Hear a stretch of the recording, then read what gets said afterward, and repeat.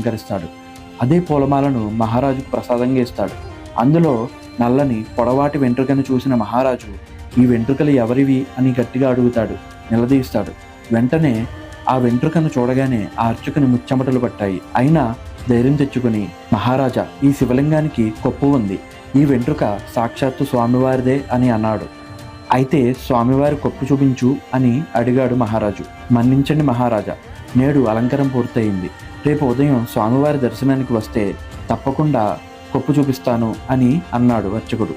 సరే, రేపు ఉదయం స్వామివారి కొప్పు చూపించకపోతే నీకు శిరశ్ఛేదం తప్పదని వెళ్ళిపోయాడు మహారాజు.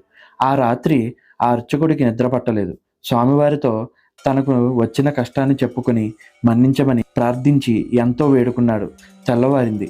మహారాజు రానే వచ్చాడు. అర్చకుడు స్వామివారి మీద పూర్తి నమ్మకంతో అలంకరణ తీశాడు. అప్పుడు మహారాజుకు నిజంగానే లింగం పైన